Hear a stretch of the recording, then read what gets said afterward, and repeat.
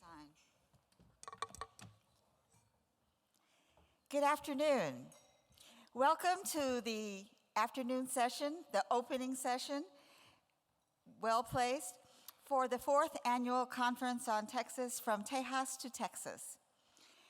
As Texas has evolved, it has developed one of Texas's best-known assets, the Cowboys.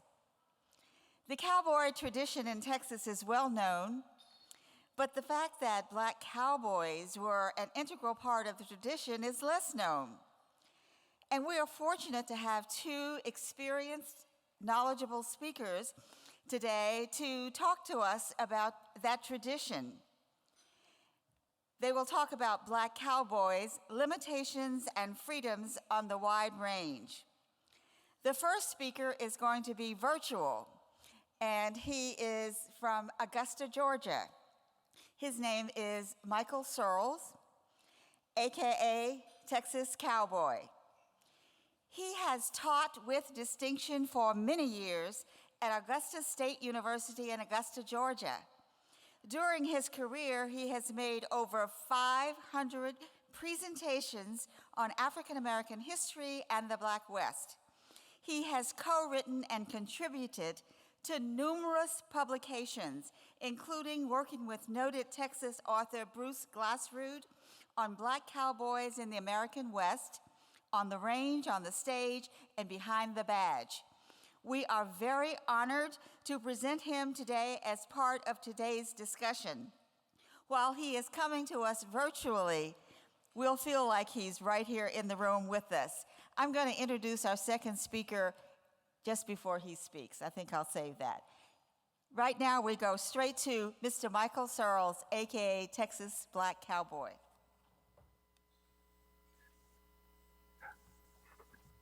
Good afternoon. Good afternoon. Yeah, okay. Let me just say that I'm probably better known as Cowboy Mike rather than Texas Cowboy. Cowboy Mike is the name I've had for a long, long time. But let me just say this, that the name of our session, Black Cowboys, Limitations and Freedoms on the Wide Range, we might think that the story of the Black Cowboy began on the range in the western part of the United States. However, the story of the Black Cowboy began much earlier on a range thousands of miles away. Could we have the next slide, please?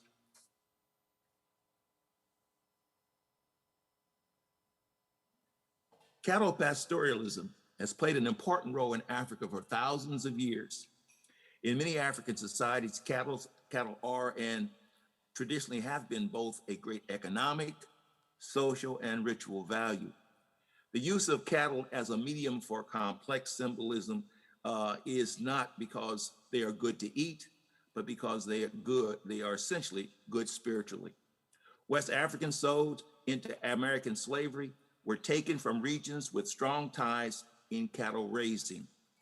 Open range ranching was integral to the success and propagation of cattle among various tribes in well-established patterns of exchange. This includes tribes like the Wolof, the Sira, the Mandinka, the Mende, the Bamama, and the Fulani. When we examine the Black Cowboy, when we examine the Black Cowboy in the United States, we owe a lot to, again, the work of Terry Jordan.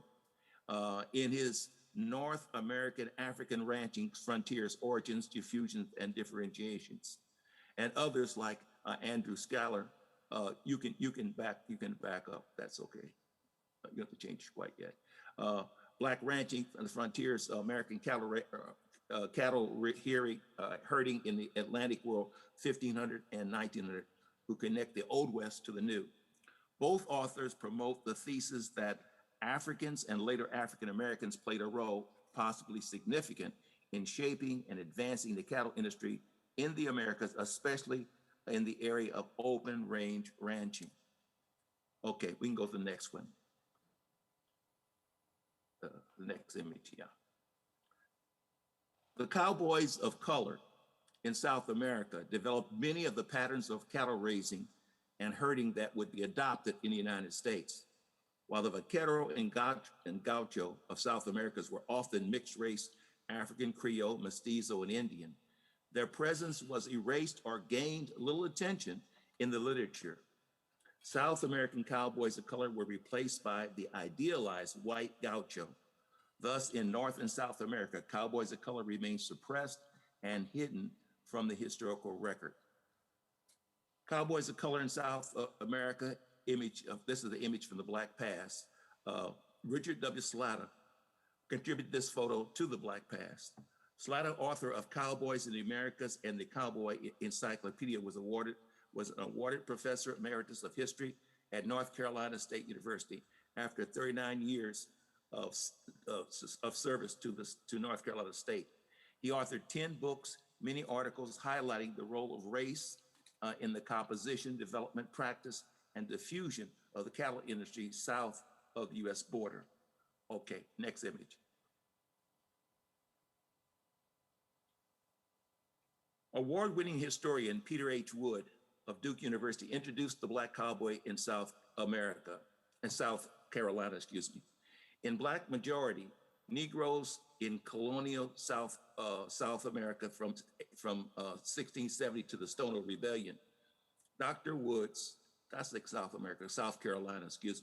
Dr. Woods argued that Black cowboys played a significant role in the development of the cattle industry, and the term cowboy originated in South Carolina to describe Blacks who tended cattle.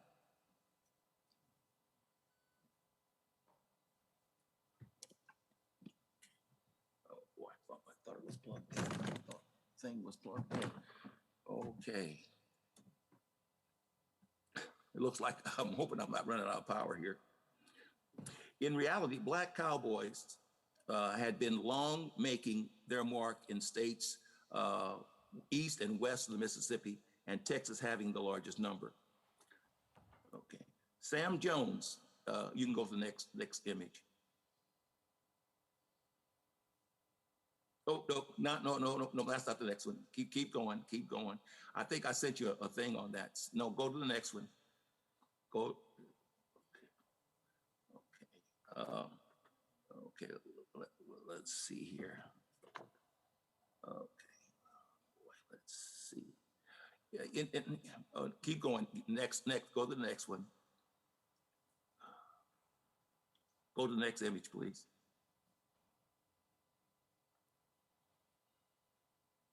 Okay. In reality, Black cowboys have been long making their mark in states east and west of the Mississippi, with Texas having the largest number. Sam Jones, Washington, a slave of rancher Sam Young, who lived on the Colorado River in Wharton County, Texas, spoke about cowboying as a slave and as a freedman. Washington's words, a part of the slave narrative in Woods and Works Progress Administration, suggest that some Blacks associated the cowboy with early life of freedom. Let me just say that I pretty much believe that Ron is going to talk a lot more about maybe Sam Jones, so I won't spend a lot of time talking about him. Black cowboys were expected to do the roughest work, and work that white cowboys sometimes were less inclined to do. In reflecting on Black cowboys, John H. Hendricks, a well-established cattleman, made the following statement. They, referring to Black cowboys, did as much as possible to place themselves in good graces of the white hands. This most often took the form of topping or taking the pitch out of the rough horses of the outfit as they stood saddled with backs humped in a chill of the morning. While the white cowboys ate their breakfast, it was not unusual for one young Negro to top a half dozen hard-pitching horses before breakfast. It was the Negro hand who usually tried out the swimming water when trailing cattle came to a swollen stream, or if a fighting bull or steer was to be handled, he knew without being told it was his job. While most Black cowboys remain anonymous in the annals of history, few gained regional or national recognition. Bose Eichert, Charles Goodnight. We are pleased to have Ron Davis. When we first started the idea of a Black cowboy exhibit, I was on advisory committee for Black Studies at UT Austin, and I was honored that one of the professors told me that they had a Black PhD student who was doing his dissertation on the Black Cowboy. Who knew in this day and time? So that's who I'm about to introduce you to. His name is Ron Davis, and he's a PhD candidate in the history department at the University of Texas at Austin. His dissertation project examines enslaved cowboys, labor, and resistance in antebellum Texas. He is a 24-year veteran of the U.S. military and served in various capacities through 5 deployments to Iraq and Afghanistan. The U.S. Air Force honored Davis with a 4th Air Force Aircrew Excellence Award in 2010 for safely conducting air-to-air refueling with an F-16 Falcon at night during a complete loss of electrical power in his aircraft. Among other commendations and medals, we are so pleased to have Ron to speak to us today on the enslaved cowboy, an airman and a student. Thank you.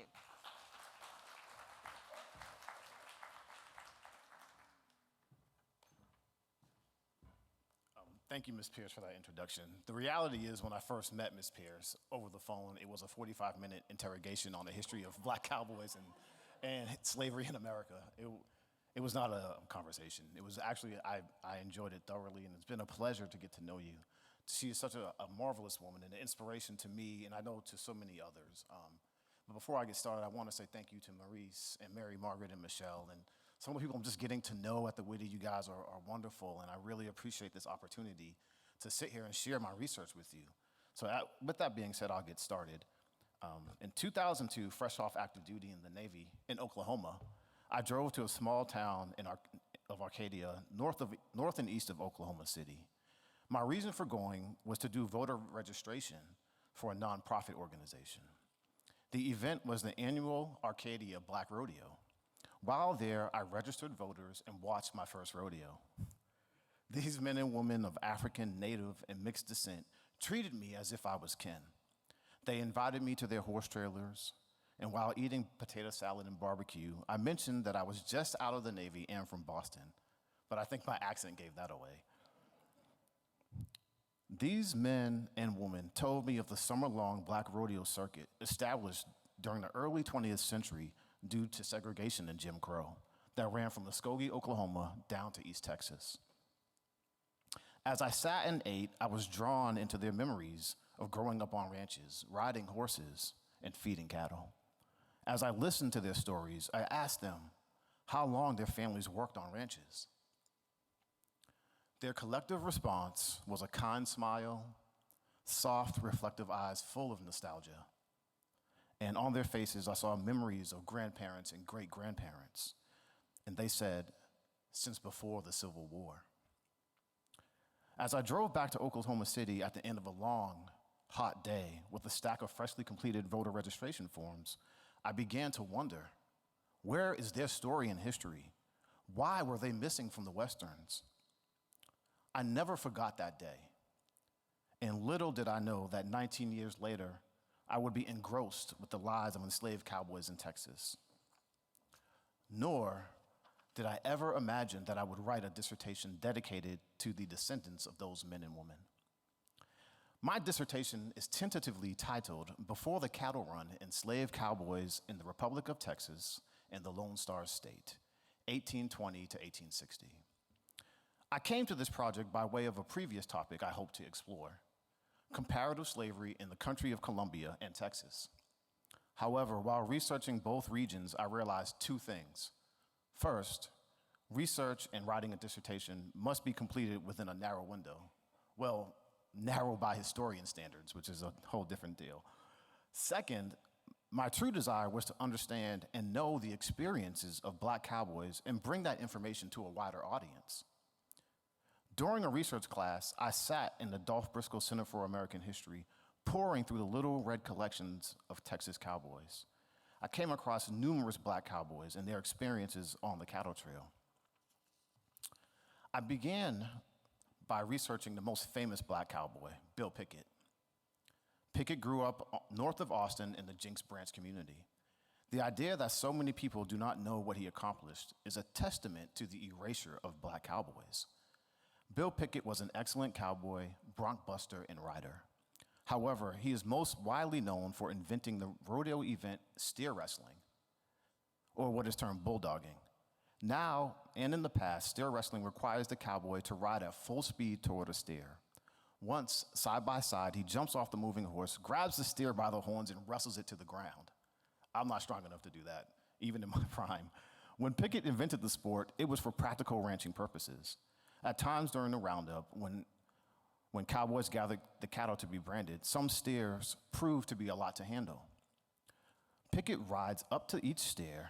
One time during the roundup, there were several steers giving the cowboys a hard time. Pickett rides up to each steer, wrestles it to the ground, and then literally bites the upper lip of the defeated steer. Pickett learned this technique, or so the legend goes, from watching a bulldog tame a wild steer. Pickett used it to keep steers motionless for branding. Eventually, Pickett performed this trick at rodeos around the country. As I read the account of Pickett's life, the researcher in me asked the question, where did these men learn their skills? I began with Pickett because his information was easy to find. He was first introduced to the cattle drive by his older cousins, Jerry Barton and Anderson Pickett. However, the Pickett-Barton family were slaves brought to Texas from South Carolina, where they were cowboys. This information piqued my curiosity, and I thought many black cowboys learned their skills first as enslavement in Texas. In Texas and throughout the South, we have a great resource for understanding slavery. It's called the Works Progress Administration's Slave Narratives.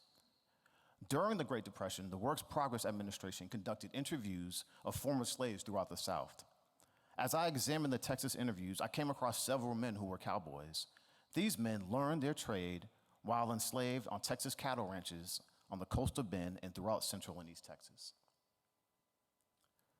One of the first enslaved cowboys I met in the WPA narratives was James Cape. He was probably born in the late 1820s to mid-1830s. His parents, born in Africa, were illegally transported to the American South after the United States banned the transatlantic slave trade in 1808. Cape grew up in southeast Texas, recalling that, when I was old enough to sit on the horse, they learned me to ride tending horses. While enslaved, he rode down to Mexico and drove 200 horses back to his enslaver's ranch. He did the run numerous times. Cape must have been an excellent cowboy and wrangler. He even led a drive during a hailstorm without losing any horses. Cape delivered his herd and earned a new saddle for his work. After the Civil War, Cape continued to work as a cowboy throughout the Midwest. He and a number of men like him learned their craft while enslaved. Monroe Brackens was born in Mississippi in 1853. Is another enslaved cowboy I met through the WPA records. He moved to Texas with his enslaver, George Reeds, at 2 years old. Brackens worked as an enslaved cowboy on the Reeds Ranch in Medina County near Hondo Creek before and after the Civil War. There he learned the stock business and horse breaking. After the Civil War, and still a teenager, he and his family worked for a while for some ranches on the Frio River. Brackens spent the rest of his life as a cowboy and a wrangler. While working for Wilson Bailey as a horsebreaker, he tells how they would tame wild broncos. When there was a horse to break, Brackens would climb a tree and make a loop in the lariat and wait for the horse to run under the tree. Dropping the loop over the horse's head, he would jump out of the tree and onto their back and ride them until they were spoiled, as he said. Continuing, Brackens noted, we'd catch him up, hackamore him up, saddle him up, and get on him and let him go. Now, a hackamore, for those of us that don't know, is an animal headgear that does not have a bit, is placed around the nose or head of the horse and used to control it. Brackens remembers nostalgically that he'd rather catch up a wild horse and break him than to eat breakfast. Sam Jones Washington, another cowboy, learned his trade while enslaved. He worked as a cowboy for about half his life. He started riding horses, like many other enslaved cowboys, as soon as he could sit on a horse. He handled stampedes by chasing down the lead steer on his horse, riding beside him, crowding him, and then forcing him to turn until the herd made a full circle. Washington's fear was being thrown during a stampede because it was, in his own words, dangerous riding, which is kind of an understatement. Especially if the horse throw you off, them cattle will stamp you to death. After the Civil War, he ended up working for 3 more years as a cowboy, saving enough money to marry and buy a farm. Beyond the WPA narratives, enslaved men who learned the cowboy trade are mentioned throughout the historical record. Sometimes we learn their names, often we do not. In the memoirs of former Texas Governor Francis Lubbock, we meet the enslaved cowboys Osborne, William, and Willis. Osborne and William learned their craft while enslaved for Governor Lubbock. After the Civil War, they continued to work as cowboys. Lubbock said they were very valuable for both their honesty and intelligence with cattle and horses. Now, this does not tell us much about these men, but what is probable is that they participated in a number of roundups, brandings, and cattle drives for the governor. Their intelligence with horses implies they were very good horse breakers, like Monroe Brackens. Now, this is the typical information provided about enslaved cowboys.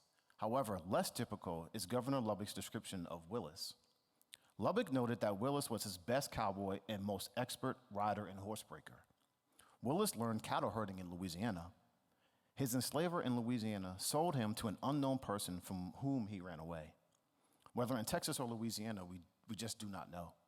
However, it seems likely he was in Texas when he ran away, because according to Governor Lubbock, Willis sent him a message. Willis' request was for Governor Lubbock to purchase him because he was skilled with cattle and horse. If completely true, there are a few things we learn from this portion of the narrative. First, we see that the enslaved in Texas were more informed than we normally realize. We do not know how long Willis was in Texas, but he was here long enough to know that Lubbock was a cattleman and that he used enslaved labor on his ranches. Additionally, we learn that Willis took pride in his skills that he had mastered as a cowboy. By advertising his abilities to Lubbock, Willis took significant risk in approaching the governor. It was entirely possible that Willis would have been captured, thrown in jail, and eventually returned to his enslaver. Yet he understood that his skill as a horsebreaker and cowboy made him attractive to a rancher like Governor Lubbock. But what else does this narrative tell us about Willis, Lubbock, and slavery in Texas? So let's dive a little bit deeper into this narrative. According to Lubbock, Willis had a brand of his own and possessed a small number of horses and a good herd of cattle. When and how he acquired this, we do not know. But that he did signifies Willis's desire to determine his own destiny. Willis also demonstrates both legal and business acumen, not simply because he grew his herd of horses and cattle, but because he registered a brand. Willis was not the only enslaved person to register a brand. In fact, it may have been fairly common. We know this because in 1859, a grand jury in Hayes County petitioned the Texas legislature to forbid Negro slaves the right to hold in their own name, for their own use, as property, horses, cattle, and stock of every description. The petitioners go on to say, as we see daily the baneful influence and effects that enslaved property ownership has on slave populations. This petition is not simply saying that they shouldn't own property, but that it cannot be in the enslaved person's name, which for cattle and stock owners in general could also mean registering a brand. However, Willis's story does not end here. Eventually, through hard work and skill, Willis purchased his freedom and that of his wife and children with the assistance of Governor Lubbock. Again, according to Lubbock, he sold him his freedom. And Willis paid Lubbock back a portion of what society said he was worth, but not his soul value. In effect, Willis paid Lubbock for himself and for the skills he acquired and honed before he ever met Lubbock. This also happens with Willis's wife and children, who were enslaved by a different person. Willis paid a portion of the price, and Lubbock was the guarantor.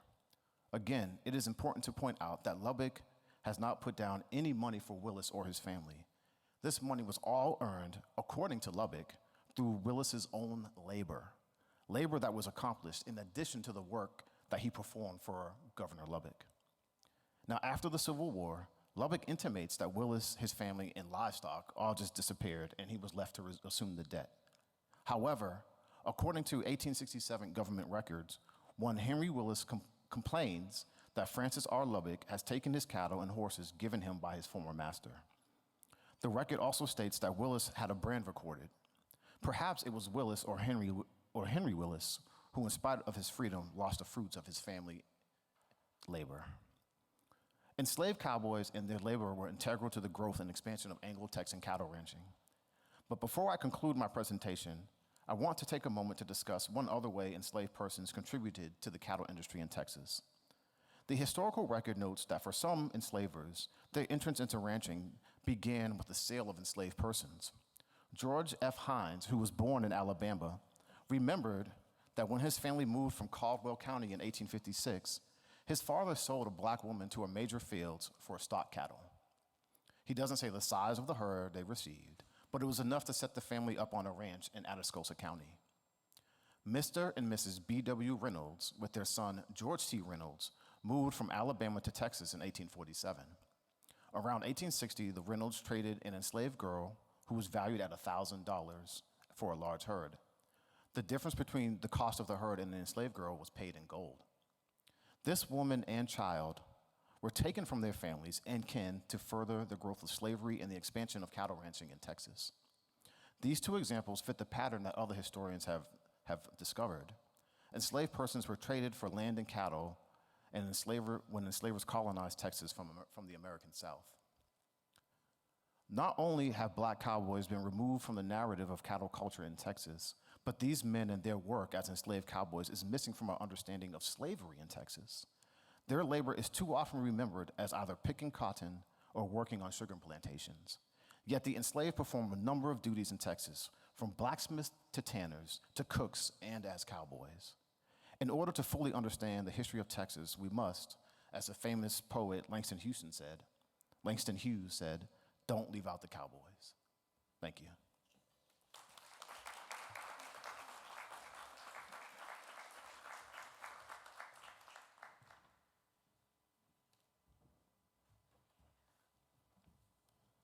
That was some of it hard to hear, some of it very enlightening.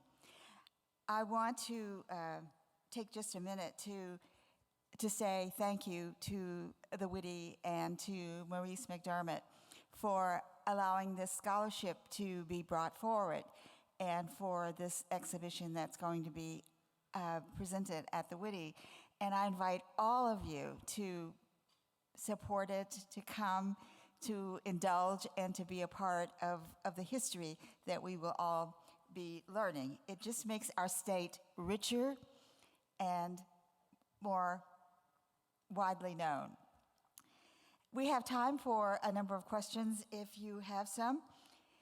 And I'll start off with just asking Ron to probably stand beside me and share the microphone so we don't have to lose each other.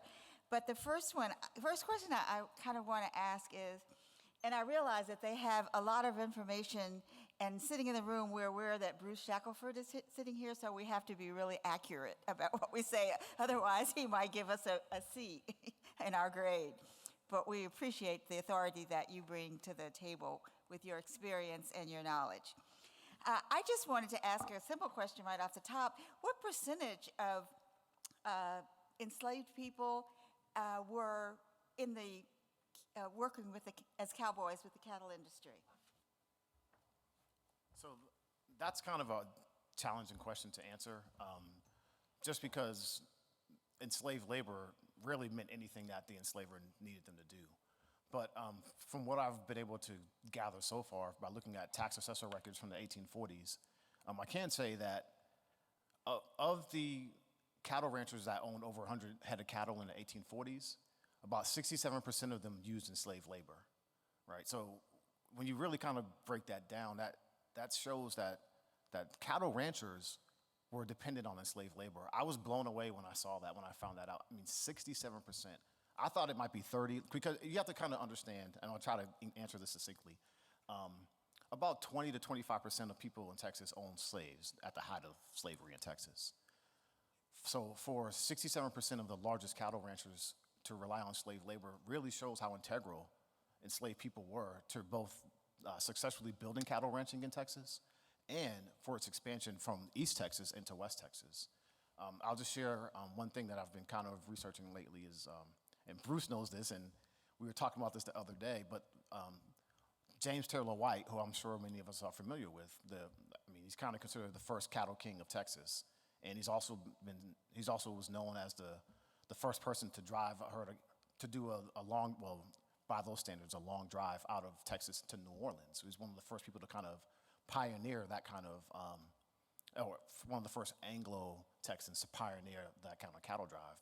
One of the reasons why was because when they would trail it to Galveston or Houston, they would only get paid for the parts of the cow that were useful, not for the whole thing. And he somehow figured that if he drove from his ranch in Liberty up to New Orleans, that he could make more money. I was looking at his records from 1840 tax assessor, and he owned 16 slaves. 8 of them were under the age of 15. 6 of them were from the age 15 to 50, and 2 were over 80. So what that tells me as a historian is that those children will probably learn how to ride horses, right? Because according to Wilma King, she's a historian that studies childhood slavery. Enslaved children learn to work immediately. They really never had a childhood, so they would go right to work. So and that confirms kind of what the WPA narrative said, right? That as soon as they could sit on a horse, they learned to ride a horse, and they were tending horses. So we know that those children would have worked. We know that those, what they call prime field hands, would have been prime enslaved cowboys. So to answer your question, that was a long answer, I'm sorry. But to answer your question, it's really difficult to say the exact number. But what we can look at is we can look at where their labor was produced and done. There's a question from the audience. Yes.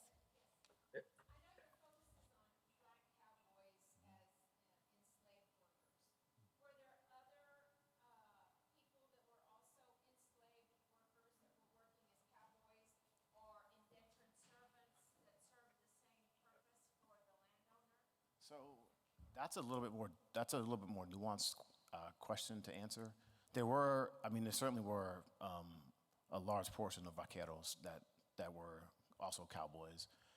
I wouldn't say that they were slaves because that's a legal status that requires a very specific definition. So if they weren't seen as property, so that would mean that they weren't enslaved. But I have come across, oddly, well, not oddly, but some Native American slaves in Texas. Very few, but they were Native American slaves, and they worked on ranches. As far as I can tell, again, this is one of the most, for a historian, it's both a privilege and a frustration. We have to go through the records of other people's words, like we did with Francis Lubbock. That was my journey through Francis Lubbock's memoirs. We have to go through their words to try to understand the lives of people who are underrepresented. And so I've seen Native Americans. I've seen some, but they would call them, they wouldn't call them Tejano, but they would call them Mexicans. They would say Mexicans as slaves. But that has to be interrogated more to understand what that legal status was. But needless to say that the workforce of cowboys was extremely diverse. It was an extremely diverse workforce. It wasn't dominated by any one group of people. Does that answer your question, I hope?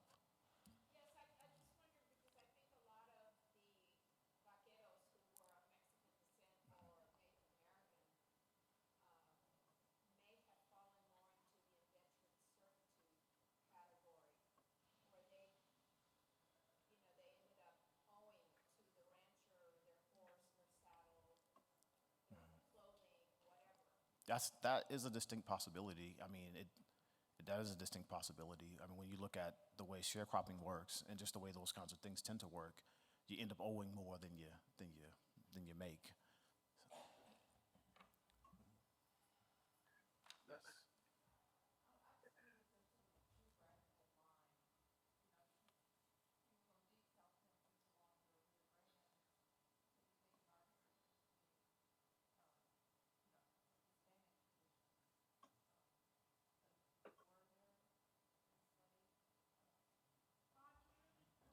Yes, so this wonderful young lady was asking, kind of, is there geographical borders to tech to?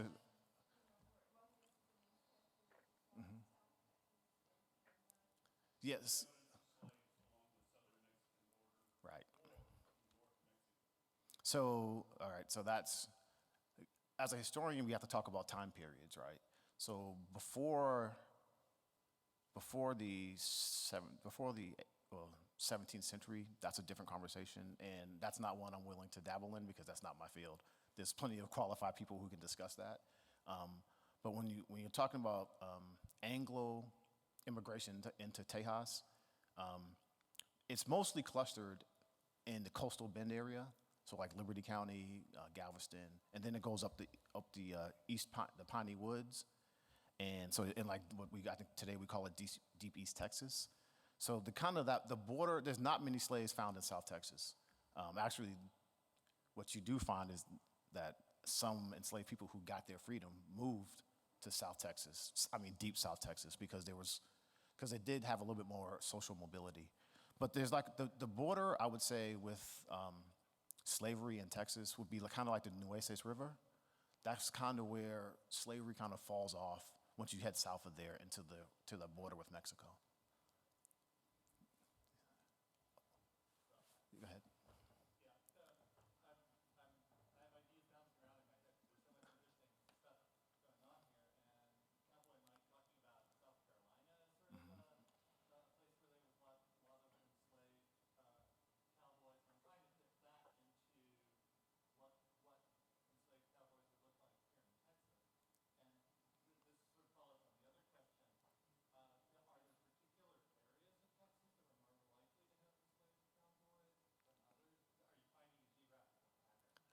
I don't. Is Cowboy Mike still on?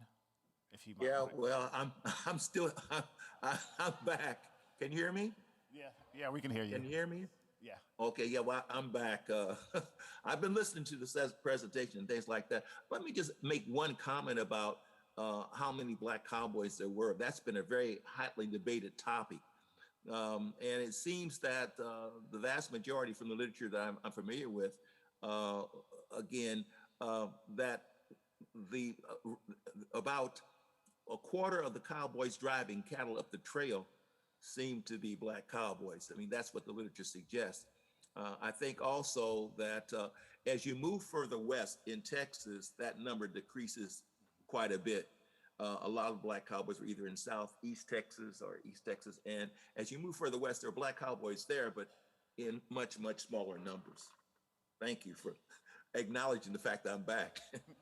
I knew you were there, and I know that's something that we had talked about, especially with the, like if you want to talk about what you've been researching on cattle ranching, black cattle ranching in South Carolina, and kind of pick up where you left off a little bit. That might be helpful to answer some of the questions. Well, let me just say just a few things, because one of the things I was going to share was, again, the participation of black cowboys and some that gained quite a bit of notoriety, Bill Pickett being one, and a cowboy that I spent a lot of time researching named Addison Jones, who gained quite a reputation for his activities. But also to say something, just to add another feature, is that black cowboys who wrote songs and popularized songs. In fact, part of the presentation was The Yellow Rose of Texas, was one of the songs that a black cowboy apparently, again, created, because we know that the Yellow Rose of Texas that we hear today, if you listen to it being performed, there's a few words that are missing from that song as it was historically first described. For example, the yellow rose is described as the sweetest rose of color this cowboy, this soldier ever knew. Ordinarily, if you hear it being sung today, you would not hear words like rose of color. But again, there's a number of things, and even songs like Goodbye Old Paint and things of that nature, which really are credited to black cowboys. And so the black cowboy presence is one that not only is in the area of cattle racing, but helping to shape the culture of cowboy life. And I'll just kind of carry on from your question about like the geographical regions. A lot of it looks like I'm kind of in the middle of my dissertation, and I'm data crunching. So if you could imagine, I have two small children, and so once they go to sleep, I actually get started. But from the tax assessor records, what I've noticed for enslaved cowboys, and I'm focused exclusively on enslaved cowboys, I'm not looking at cowboys after the Civil War, is that you have a lot of the coastal bend area, and I had a map of Texas on there where I had it all highlighted, and then I took it out, and I wish I would have kept it in. But the coastal bend area encompasses basically the Gulf Coast of Texas, from Galveston on up. But what I've seen so far is Liberty County seems like a pretty significant place for that. Nacogdoches is not so much significant, but there was enslaved cattle ranching there. So it's kind of, you can see that it doesn't matter. What I'm trying to get at is wherever there were cattle and wherever labor was needed, enslaved people were used to do that labor. And I think that's the thing one of the things I hope we take away is that slavery was a malleable institution. There was no limit to what an enslaved person could do because they're people and they're capable of doing what needs to be done. And there was no geographical limit to slavery. Slavery wasn't going to stop in Central Texas, North Central Texas, because that was the limit to it. As you can see, when you have enslaved cowboys, there's nothing. Enslavers can do whatever the enslaver decides that they need to do. So there's not like a geographical limit on slavery. Is that helpful? Okay. Yes, ma'am.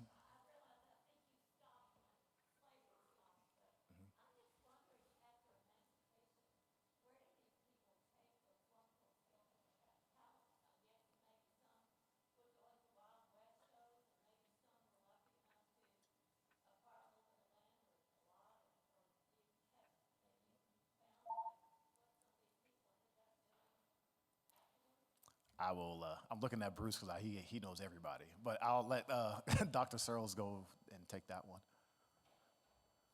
What was the question? The question was, I'm sorry. Yes, you couldn't hear that. That seems.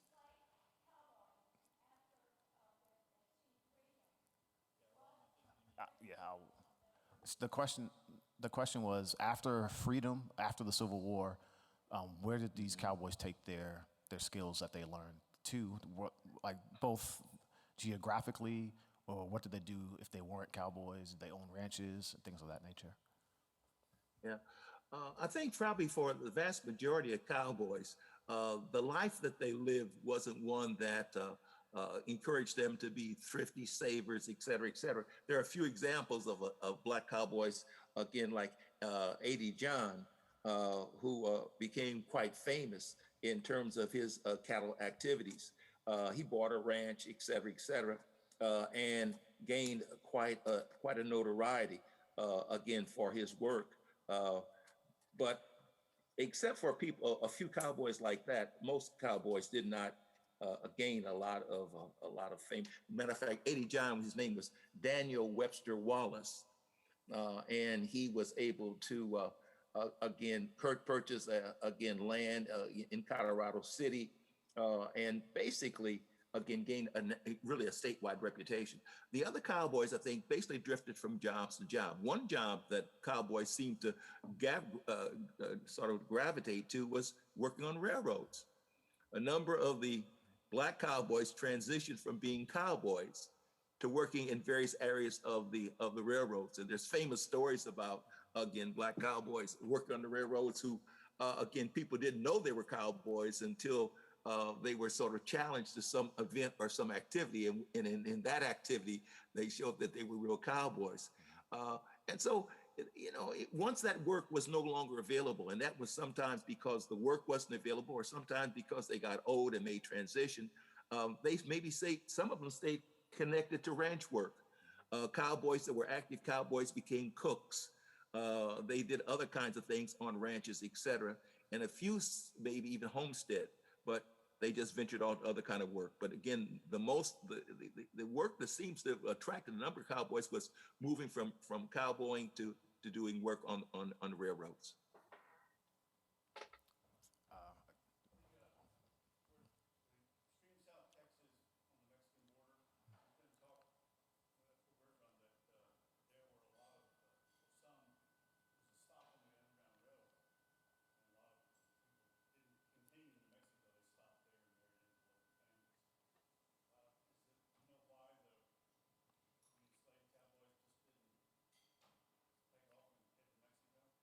That's a fantastic question.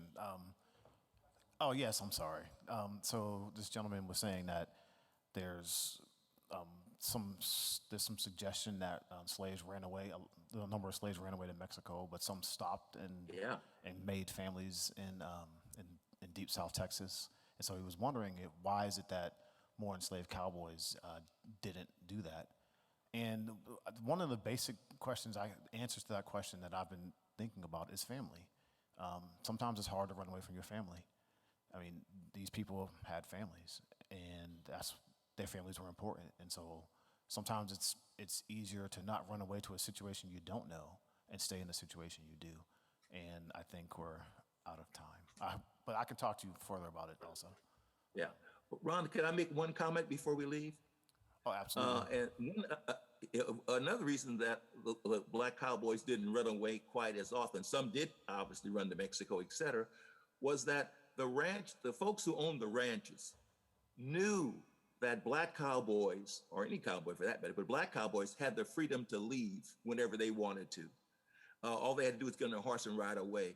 And I've read about cowboy after cowboy that said that during slavery, there was no distinction made between them and the other cowboys. And so I think your point about family is a good one, but I think it's also the fact that black cowboys didn't feel the life of being a cowboy during slavery was a terrible sort of life. It was a life that cowboys lived and ones that they were willing to continue to live. And when they made the transition from slavery to freedom, some said the difference was not noticeable. And so I think that's also a factor in terms of why they just didn't run away. It wasn't like being a field hand where you're going to be whipped every day and things like that. Okay, thank you.